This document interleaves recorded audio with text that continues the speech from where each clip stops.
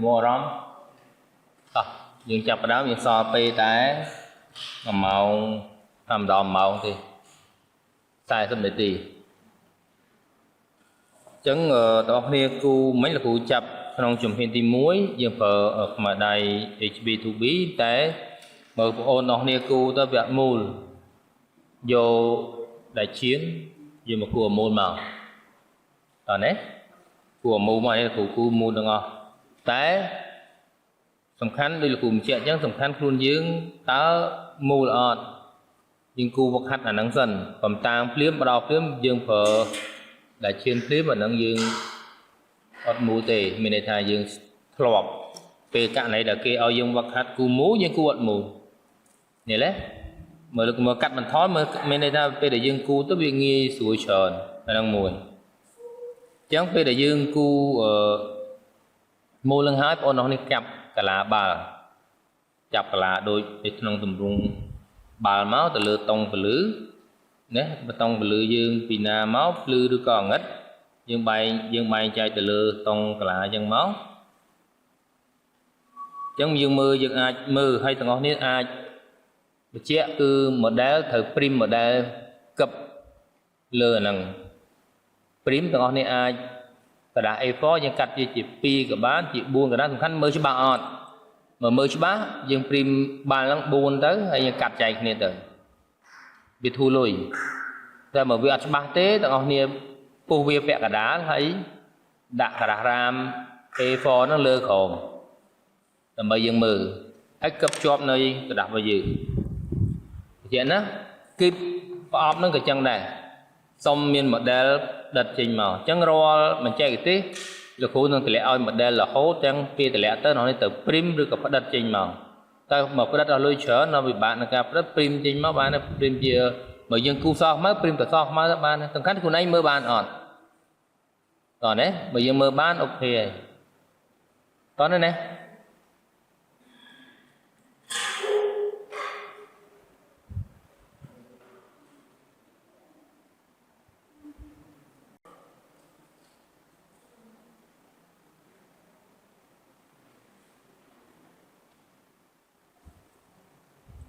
บาดสุดเลยตั้งออกนี้จังเงินยืงโจดอตำหนักการจิมเพียนตีปีพนักงานได้ยืงปลาขมาได้จิมเพียนตีมุ้ยหลักบาลมันเจ้าให้คือปนตั้งออกนี้ปลาขมาได้ปี HB แล้วหัวดอตูบีใบใจเป็นลือหนึ่งสมองจังปีได้ยืงใบใจเป็นลือสมองยืงเหมือนไอ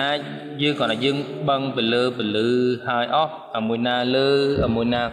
มีในทางผลืออยู่ใบใจจะมีในทางผลือนะได้ยังกระทาวิลอสำหรับยืนอย่างไรจังยังโยยังจะเริ่มผลือเมาปรำบุญนะหรือเมาปรำบุญคือจีผลือมุ้ยได้ยังไอกระทา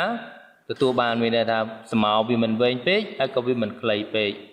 ให้เป๊กได้ยังทอดตั้งวิคืนสะอาดเช่นกูเรือโมเดลในการทอดก็กูโยเมาปรำบุญโดยขณะใดจังยังโฟล์ต่อตามโมเดลจำนวนยังมวยจำนวนที่ปีคือยังหลักกูไปเจาะได้ของจำนวนที่มุ้ยยังโยกจีกติกมาได้ยังพัดทำไมเจียตุ่มรงสเฟียยังอาปีเลือปีสนามติดเชงปีเชงแต่สนามหรือก็ยังอาจำปีมุกหรือก็ปีเลือจังเตอร์นี่ปีเลือได้จำมาปีเลือจังยังเผอเชียกติกมาได้เจียจุ่มเพียนดำโบดำใบปีเลื่อนจังขนมจุ่มเพียนที่ปีจังจุ่มเพียนที่ปียังเผอมาได้ลางใบบีบุญบีเนี่ยบุญบีดำใบấyดำใบมีในท้ารมเล็กเอาเช่นจีรุกเรียงจังการรมเล็กเอาเช่นจีรุกเรียงคือพระองค์แต่การสำคัญนะนังวิจับดามสำคัญไม่ยังจับดามพัดเหมือนยังกูวิจิตตุ่มรงบ้ายังพัดเอาเช่นบานเหมือนยังกูชีตุ่มรงผายกรดยังพัดเอาเช่นผายกรดเหมือนยังกูชีตุ่มรงปงกับเปอร์เตะตองแต่เลือตุ่มรงอัลลักกับวิมูเลยยังพัดทำไมเอาเช่นอย่างหลัก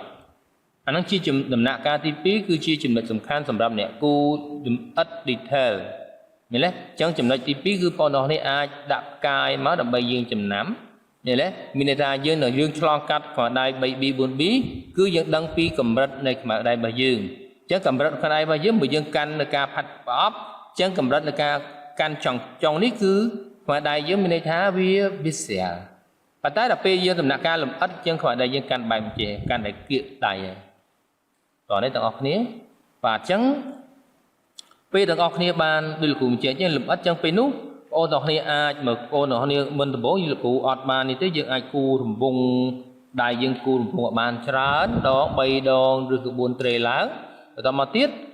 មកវាអត់តន់មូលល្អបងប្អូនគ្នាអាចចូលដល់លោកគ្រូបញ្ជាក់ចឹងយើងចូលដល់ជំហានទី2បងប្អូនទាំងគ្នាអាចយកតែឈានឬក៏កំប៉ាមកជួយណាធ្វើម៉េចឲ្យវាមូលហើយចាំយើងផាត់ទៅតាមតុងហ្នឹងអញ្ចឹងដំណាក់កាលហ្នឹងគឺលោកគ្រូនឹងលម្អិតដោយលោកគ្រូបញ្ជាក់ចឹងលោកគ្រូគូទម្រង់ជាបាល់ចឹងលោកគ្រូចាប់កាឡាបាល់ហ្នឹងឲ្យចេញចាប់កាឡាបាល់ចេញប៉ុន្តែអត់ទាន់វាច្បាស់លាស់ទេឃើញទេអញ្ចឹងពេលដែលយើងចាប់ដើម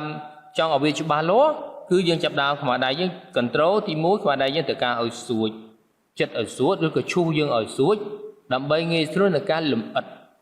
ខ្មៅដៃមិនអាចចូលដំណាក់កាលជំហានទី2មិនអាចខ្មៅដៃយើងមុខធំបានទេបើយើងមុខធំយើងពិបាកមានន័យថាយើងត្រូវការឲ្យវាស្រួចងាយស្រួលในការធ្វើវា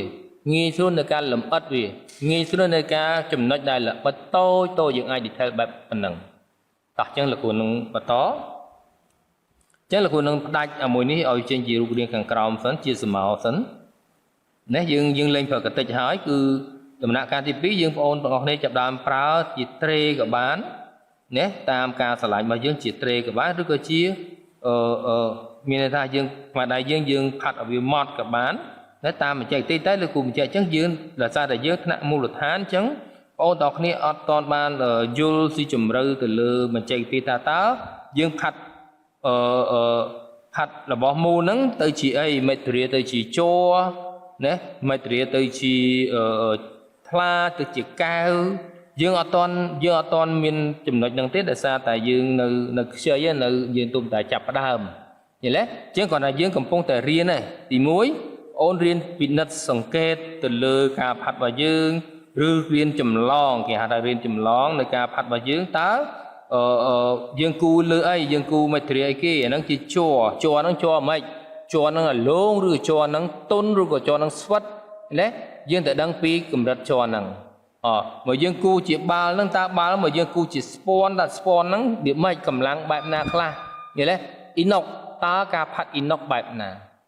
លេផាត់ស្ពាន់បែបណាអាហ្នឹងវាជាបច្ចេកទេសវាទាមទារឲ្យទាំងអស់គ្នាគឺរកជា sample មួយដែលគេគូហើយបច្ចេកទេសខ្មៅដែរគេគូហើយ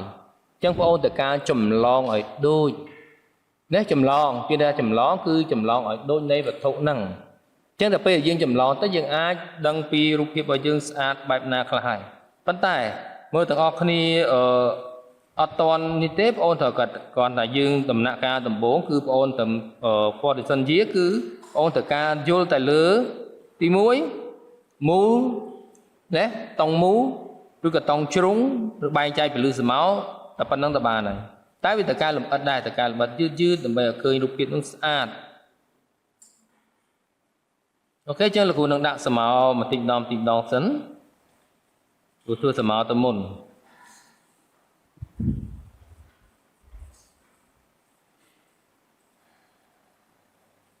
ចឹងពេលលោកគ្រូធ្វើអានឹងហើយលោកគ្រូចាប់ដើមធ្វើទៅលើ model របស់លោកគ្រូ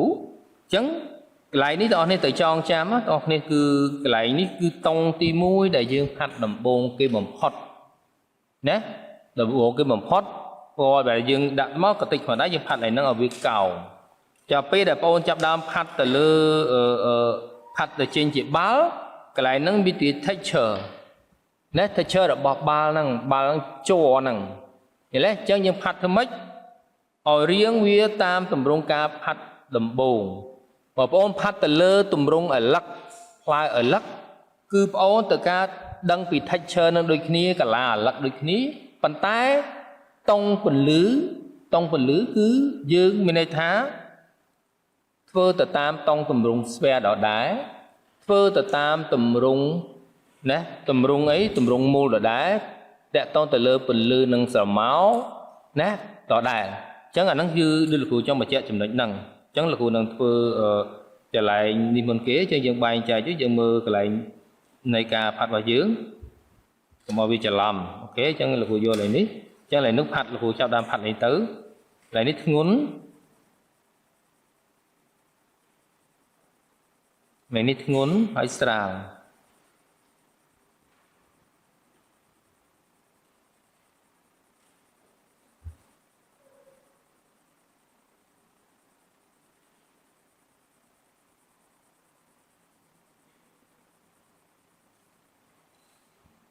chắc lại đi kia lại đi có việc ngôn đá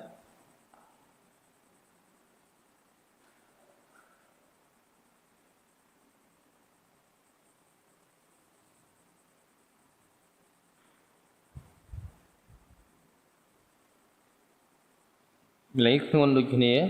tại vì mình ngôn được khăn thếแต่ก็វាlại nó bị chớវា reflection នៅនឹងយកផាត់នេះទាំងអស់មកចាំបងដែលយល់ថាពេលដែលយើងផាត់ដំបូងនៅក្នុងអត្តតិចហ្នឹងគឺវាគាត់làនាំផ្លូវយើងដើរទៅក្នុងជំហានទី1ឲ្យលឿនដោយរហ័សកុំឲ្យទី1យើងធុញយើង stress នឹងវាយល់ទេចឹងគ្រាន់តែយើងធ្វើជាកតិចវាលឿនចឹងយើងនៅតែប្រើត្រេដដែលទេ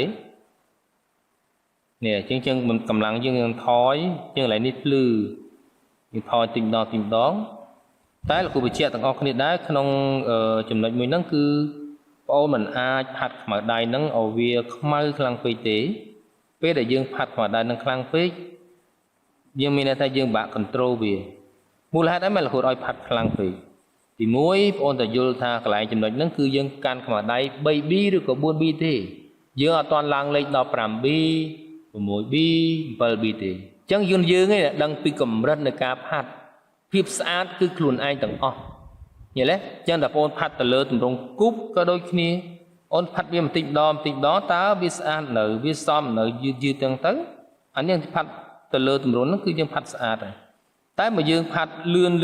ណាហើយផាត់ដូចលោកគ្រូអញ្ចឹងដល់យើង control ខ្មៅដៃរបស់យើងនេះយល់ទេអញ្ចឹងមកខ្មៅដៃយើងផាត់ទៅវារិលហើយអញ្ចឹងយើងអាចឈូសវាបន្តិចមកឈូសវាបន្តិចទៅយើងងាយស្រួលឲ្យឈូសឲ្យបងណាយកជាកំប៉ុងអីមួយទុកកតិចនឹងផងទុកប្រើថ្ងៃក្រោយញ៉េចាំបានយើងឲ្យទី1គេឲ្យយើងហ្នឹងចិត្តឲ្យឈូសយើងសល់កតិចតែបើយើងខួងក៏បានដែរនេះខួងតែវាអស់កតិចហ្នឹងអានោះគឺបែបអញ្ចឹងដែរតាមខ្លួនយើងអ្នកស្រឡាញ់ចូលចិត្តអញ្ចឹងលោកគ្រូដាក់ឡើងនេះឲ្យកម្លាំងដូចគ្នាដែរ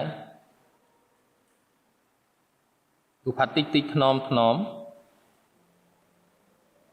ចាំមើលបងប្អូនទាំងអស់គ្នាពេលដែលផាត់អូនអាចយកជាกระดาษសមកធ្រាប់ដៃកុំឲ្យវាប្រឡាក់អញ្ចឹងឡើយនេះវាភ្លឺយើងអាចផាត់វាតិចម្ដងបងប្អូននេះសង្កេតមើលតើលោកគ្រូពេលដែលចាប់ដើមពីដំបូងតើលោកគ្រូមានបានយកចលុបកាន់ចលុបមកផាត់អត់ទេយើងអត់ទេចលុបមែនទេចលុបគឺលោកគ្រូកម្រមកកាន់មកផាត់ធ្វើវាណាតែយើងខ្លួនយើងតែដឹងពីកម្លាំងដែលយើងដាក់ទៅតែកម្លាំងយើងប៉ុណ្ណា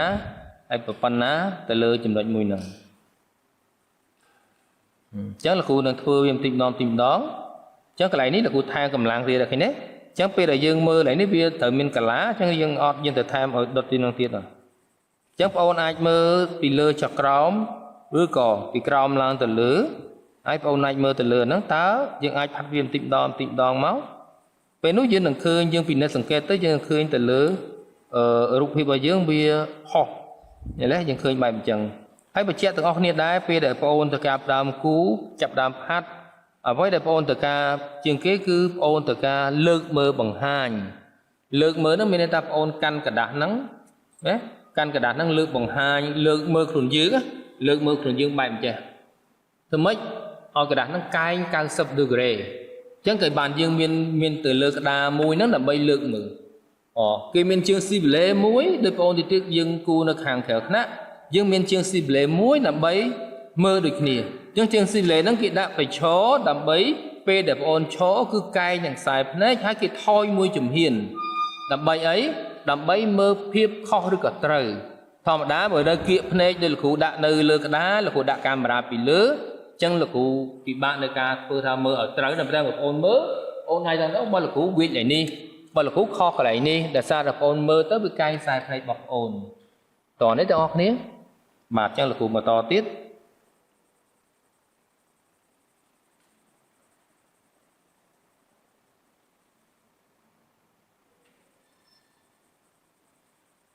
បងlại na ដែលយើងអត់យល់អាចសួរលោកគ្រូបានលោកគ្រូបញ្យល់បណ្ដាលោកគ្រូបណ្ដាលោកគ្រូបញ្យល់បណ្ដាអាចសួរបានទៅលើមតិគ្នាហ្នឹងតែគាត់ថាដោយលោកគ្រូបញ្ជាក់អញ្ចឹងនេះលោកគ្រូអត់ទាន់រំលេចពីដកកម្លាំងវាទេនេះគាត់ឲ្យគ្រូចូលនៅក្នុងដំណាក់កាលទី2ជំហានទី2ដើម្បីឲ្យវាឃើញជារូបរាងគ្រូจะដើរសកត់ហើយកម្លាំងខ្លះលោកគ្រូจะដើរសកត់យកដើម្បីផុសចេញមកតើសកត់ឲ្យខ្លាំងហ្មងវាអត់ខ្លាំងទេដោយសារតែគ្រូកាន់តែខ្មៅដៃ 4B ឬក៏ 5B អី 3B ឬក៏ 4B អញ្ចឹងវាអត់ទាន់ដល់កម្លាំងមួយដែលធ្ងន់ដាច់ទេបញ្ជាក់កន្លែងនេះដែរគឺបងប្អូនទាំងគ្នាធ្វើដូចគ្នាមានន័យថាបងប្អូនទាំងគ្នាធ្វើអាកន្លែងអាតូចៗនេះឧទាហរណ៍លោកគ្រូធ្វើនេះជាមួយជាឲ្យយើងមើលដែរនេះយើងផាត់តិចម្ដងមកឥឡូវអញ្ចឹងពេលដែលបងប្អូនផាត់អាកតិចដបូងហ្នឹងគ្រាន់តែជាការចាប់ផ្ដើមទេអ្វីដែលយើងចាប់ដើមធ្វើវាឲ្យត្រឹមត្រូវគឺយើងចាប់ដើមផាត់វាយឺតគ្នាស្មារតីយើងសាបវលវាបន្តិចមកអញ្ចឹងយើងចេញជាត្រេដែលយើងចង់បានហើយញ៉េចេញជាត្រេអញ្ចឹងខ្លួនយើងអ្នកកំណត់ថាតើយើងយល់ទៅលើតង់ពលឺអត់មូលតើពលឺមកពីខាងណាឆ្វេងស្ដាំពីលើឬក៏ខាងមួយណាអញ្ចឹងវាមិនចែកទេដូចតែគ្នាទាំងអស់គ្នាទោះតើវាមកពីលើក៏ដោយមកពីចំហៀងក៏ដោយសំខាន់ខ្លួនយើងទៅដឹងពីតង់មកវាក្នុងចំណុចមួយនោះដែរលោកគ្រូសូមបញ្ជាក់បងប្អូនទាំងគ្នាគឺតកតងទៅលើស្រមោវាមិនមែនជាតួឯកនៃទម្រង់នឹងទេវាគ្រាន់តែជាតួរងមូលហេតុអីបានយើងថាគិតថាស្រមោវាជាតួរងស្រមោវាជាតួរងគឺតួនាទីវាសម្រាប់រំលេចតួឯកតំណាវត្ថុយើងមាន2ដោយឧទាហរណ៍លោកគ្រូកំពុងតគូអញ្ចឹងអាស្វែមួយនេះគឺជាទម្រង់ជាតួឯកអញ្ចឹងអាមួយនេះគឺជាតួរងទេអញ្ចឹងអាតួរងនោះសម្រាប់រំលេចអញ្ចឹងពេលនោះយើងកុំឲ្យវាខ្លាំងពេកមានន័យថាកុំឲ្យវាផុសខ្មៅជាងតួឯកយើងពេកពេលដែលសមោនវាវែងពេកវាខ្មៅពេកវាទៅជាលេបអីលេបចំណុចតួឯករបស់យើងគឺលេបទម្រង់មួយនេះទម្រង់ស្វែរបស់យើងមិនថាយើងគូជាដំអិតមិនថាយើងគូជាទម្រង់ស្វែមិនថាយើងគូអីផ្សេងគឺទៅការ control ទៅលើស្រមោលនោះជាចាំបាច់យល់ទេពេលដែលបងប្អូន control ស្រមោលបានគឺរូបភាពរបស់យើងគឺស្អាតខ្ញុំគូចង់បញ្ជាក់ចំណុចហ្នឹងប៉ុន្តែអាហ្នឹងតែយើងករណីតែយើងគូមួយពេលដែលយើងចាប់ដើមគូ2ណាទម្រង់2អញ្ចឹងទាំងអស់គ្នានឹងដឹងថា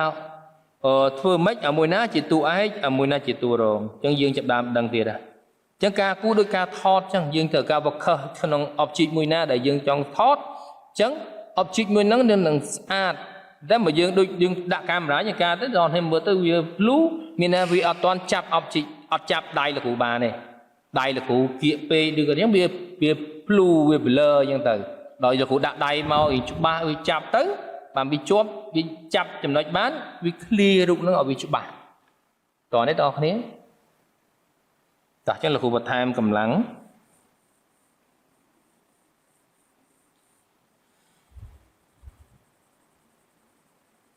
អញ្ចឹងយើងអាចបន្ថែមគ្រប់ជ្រុងទាំងអស់ទៅមើលយើងតពេល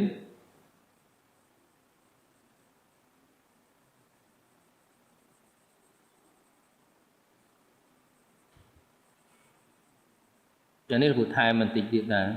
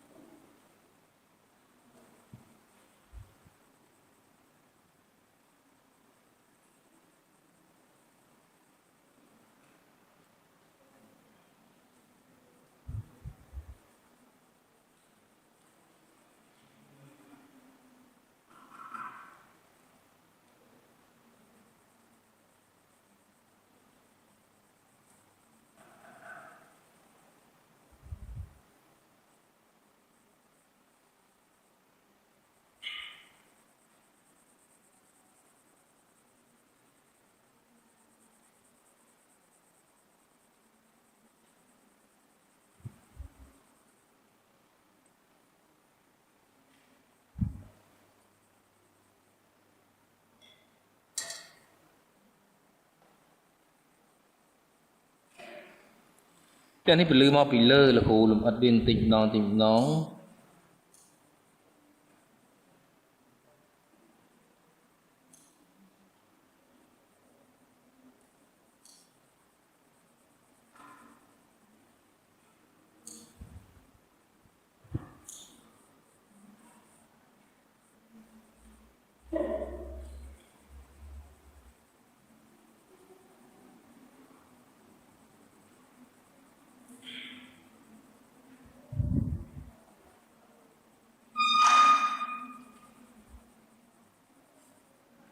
chẳng dương ban từ lơ rụp hiệp mùi nắng hay mà dương thưa từ lơ cà phạt và dương mùi dương mùi theo cầm lặng mà dương bị ọ hái chẳng là khu chỗ đó không chùm hiên ti 3 ជំហានទី3គឺលោកគ្រូប្រើខ្មៅដៃ 5B និង 6B អញ្ចឹងជំហានទី3គឺយើងផ្ដាច់ទៅលើអីផ្ដាច់អក្សរនៃរូបភាពរបស់យើងមួយណាជាអក្សរមួយនេះគឺជាអក្សរយើងអាចបន្ថែមកម្លាំងឲ្យវាដុតខ្លាំងអក្សរពេលដែលយើងចាប់ដើមមានអក្សរវាត្រូវមានអីគេហៅថាមាន reflection អញ្ចឹងរូបភាពគំនូរ ពេលដែលបងអូនចាប់ដើមគូវាតែមានអក្សរដោយលោកគ្រូដូចបងប្អូននេះធ្វើបទបង្ហាញអញ្ចឹងមានអក្សរហើយមាន reflection មានន័យថាពេលនោះយើងត្រូវការផ្ដាច់អក្សរហ្នឹងទៅយើងអត់តន់ដកទេ reflection គ្រាន់តែសកត់ឡាញអញ្ចឹងពេលនោះលោកគ្រូមើលខ្មៅដៃលោកគ្រូកាន់ដល់ 8B មិនកាន់តតិច B ទេអញ្ចឹង 8B លោកគ្រូវិជាបានហើយណាលោកគ្រូវិជាបានគឺអាចទៅស្រាបានតែអ្វីដែលលោកគ្រូគឺការកំណត់គឺលោកគ្រូចាប់ដើមដាច់ទៅលើ នេះឲ្យវាស្រួចញ៉េយើងអាចថា control មើលហ្នឹងមែនតើពេលតែការយើងផាត់យើងអត់បាន control ទេយើងខ្ជិលនឹងចិត្តខ្ជិលនឹងឈូសអញ្ចឹងត្រេរបស់យើងអត់ស្អាតអត់ smooth ទេញ៉េចំណុចហ្នឹង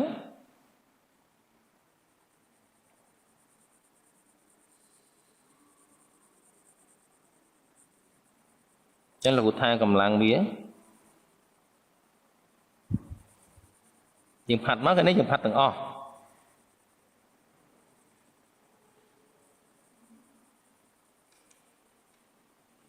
នេះយើងលោកគ្រូជ័យដេកដកនេះនេះយើងដេកដកចូលលុប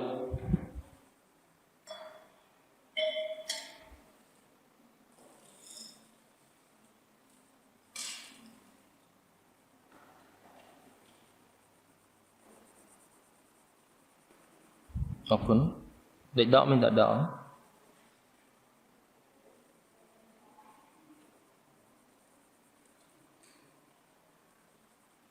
mình đẩy đọ này chứ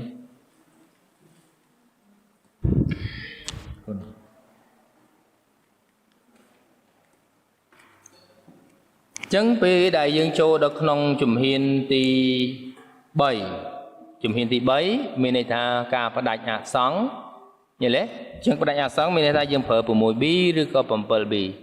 ទាំងអស់គ្នាលោកគ្រូសុំរំលឹកបន្តិចទៅលើខ្មៅដៃពេលដែលបងអូនកាន់ខ្មៅដៃបងអូនកាន់ខ្មៅដៃ 6 ឬក៏ 7B មានន័យថាកម្លាំង 5 6 កម្លាំងវាដែលខ្មៅអា 3 នាក់ហ្នឹងវាជាបងធំគេសម្រាប់ខ្មៅដៃហ្នឹងពេលដែលវាប៉ះមិនស្រួលទៅកន្លែងគេផ្សេងវាប្រឡាក់វាខ្មៅអញ្ចឹងឃើញទេគេឲ្យលោកគ្រូបែងចែកលោកគ្រូអ្នកបែងចែកទេអាចលោកគ្រូផ្សេងគាត់មានវិធីសាស្ត្រផ្សេងពីលោកគ្រូតែនេះគ្រាន់តែជាវិធីសាស្ត្ររបស់គ្រូឯងយល់ទេមានន័យថាលោកគ្រូបែងចែកថាអា 3 នាក់ហ្នឹងវាជាបងធំគេអញ្ចឹងតួនាទីវាចូលទៅលើអីដាច់អសង្ឃទេអញ្ចឹងវាអត់មានដើរតួនាទីដល់ផាត់គេពេញណាពេញណីអត់ទេអញ្ចឹងកន្លែងណាដែលដូចលោកគ្រូបញ្ជាក់អញ្ចឹងកន្លែងណាដែលស្ទើរអសង្ឃលោកគ្រូផាត់បន្ថែមយកអាហ្នឹងមកផាត់ឬក៏យើងសកត់វាបន្តិចម្ដងមកឥឡូវយើងអាចធ្វើបែបអញ្ចឹងបានប៉ុន្តែបើយើងមានអាចទៅអូវាទៅផាត់កន្លែងដែលវាអាគេមុនដែលគេទៅមុន 2B ឬក៏ 3B យើងវាទៅមុនទៅផាត់ឡើងគេអត់ទេតួនាទីវាគ្រាន់តែទៅសម្រួលតួនាទីវាគ្រាន់តែទៅបន្ថែមកម្លាំងមានន័យថាអា 4 កម្លាំងវាឲ្យខ្មៅដូច 7 តើរួចទេយល់ទេអញ្ចឹងមានន័យថាអា 7 ចូលជួយយល់ទេបានទៅរួច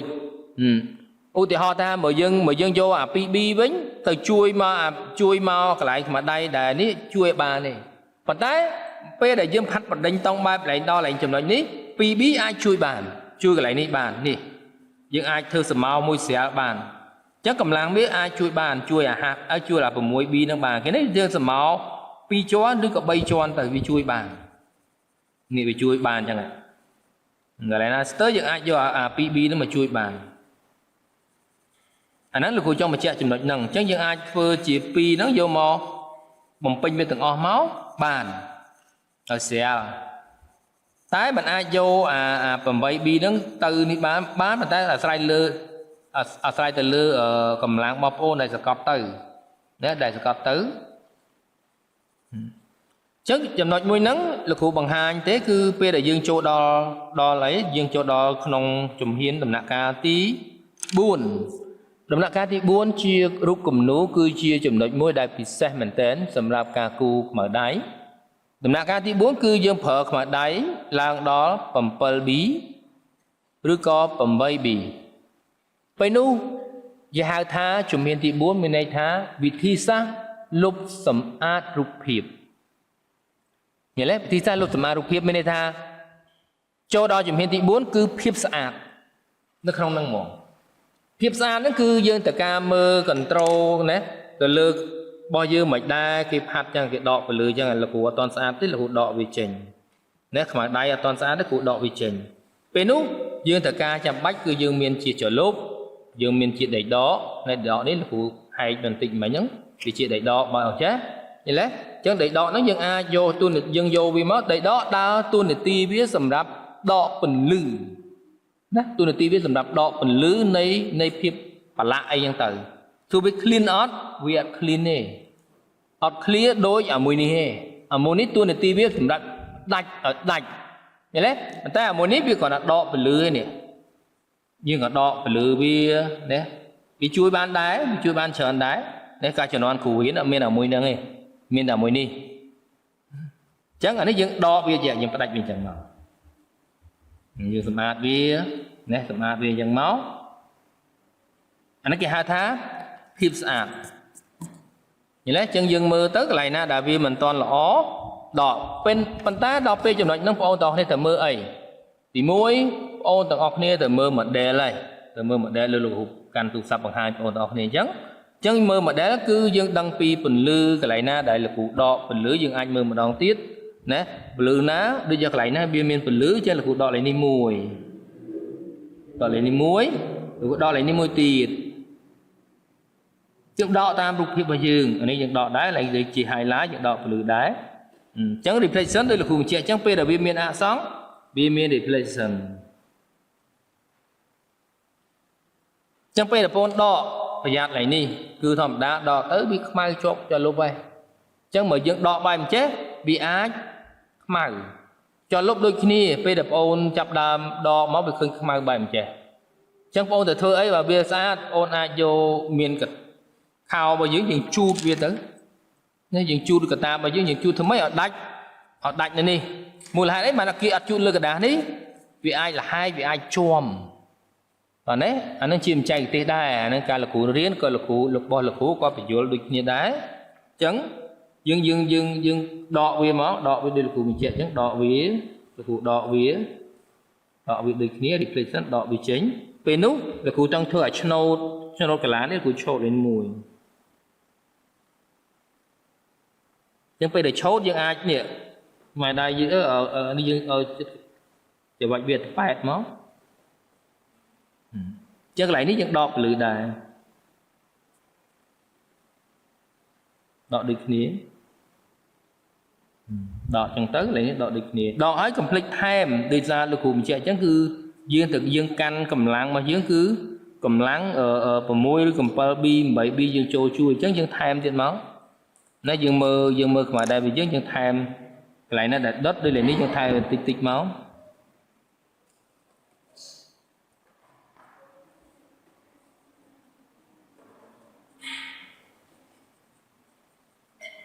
យើងថែមវាតិចម្ដងអានេះថែមដែរអានេះយើងថែមតិចដែរ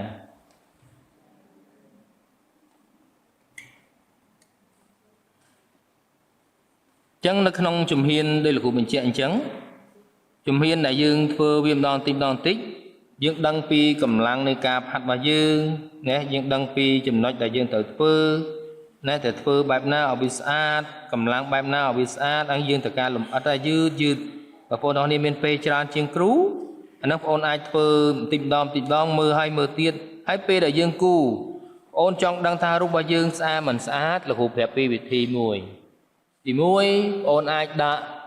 រូបភាពមួយហ្នឹងឲ្យវានៅឆ្ងាយពីភ្នែករបស់យើងប្រហែលជា1ម៉ែត្រឬក៏1ម៉ែត្រកន្លះហើយយើងធ្វើភ្នែកមីផឹមដើម្បីបែងចែកពន្លឺនឹងស្រមោលឃើញទេដល់ពេលបែងចែកពន្លឺនៅស្រមោលយើងដឹងពីកម្លាំងដែលយើងធ្វើអញ្ចឹងមានន័យថាគេម្ដងភ្លៀងវាត្រូវការមើលលម្អិតពីម្ដងបន្តិចណាកន្លែងណាដែលវាស្ទើរអញ្ចឹងមានន័យថា វាចូលទៅជួយដូច7 8វាចូលទៅជួយlạiណា register ចូលជួយទៅលើកម្លាំងមួយហ្នឹងទៅកន្លែងណាគេថែមកន្លែងហ្នឹងទៅ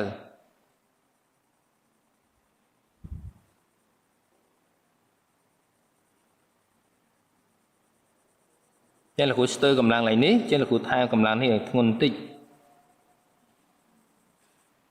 នេះគ្រូថែមកម្លាំងនេះធ្ងន់បន្តិចចានេះក៏វាធ្វើការងឹតតិចដែរនេះដូចគ្នាវាមិនភ្លឺសដូចជុំខាងនេះព្រោះឡើយហ្នឹងវាឡើងងឹត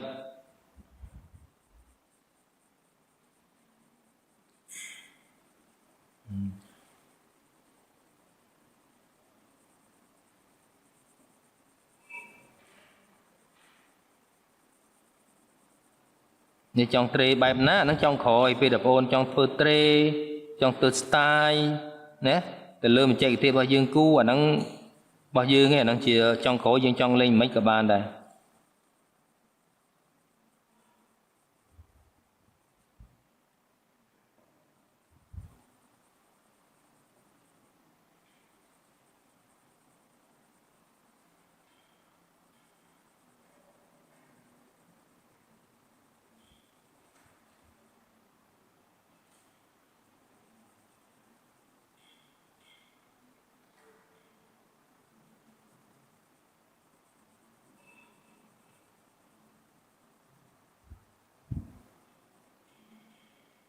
ចឹងស្រមោលយើងអាចធ្វើស្រមោល2ស្រមោល1ដុត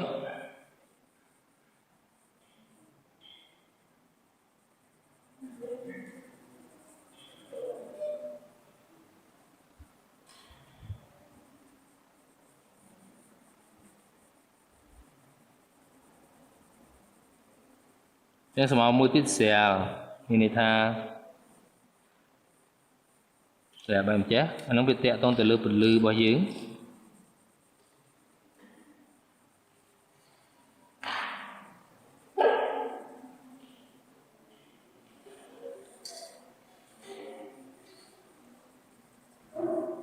ចឹងស្រមោលទី2ស្រមោលទី3ចឹងពេលនោះលោកគ្រូអាចសម្អាតវាកន្លែងនេះបន្តិចមកសម្អាតវាណាដៃយើងឡើយណាយើងអាចកុំឲ្យវាប្រឡាក់ចឹងដូចលោកគ្រូបញ្ជាក់ចឹងពេលដែលយើងគូទៅការសម្អាតឲ្យចុងក្រោយគឺយើងសម្អាតរូបភាពរបស់យើង clean ណាឲ្យស្អាតអាហ្នឹងជាបច្ចេកទេសចុងក្រោយ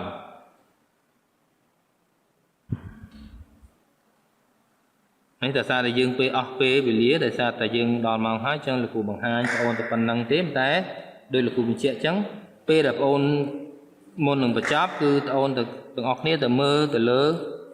ណាទៅលើការរូបភាពរបស់យើងតើយើងខ្វះអីយើងស្ទើរអីយើងអាចបំពេញវាបន្ថែមនៅចំណុចខ្វះខាតរបស់យើងទៅចឹងពេលនោះរូបភាពយើងមិនបានស្អាតហើយ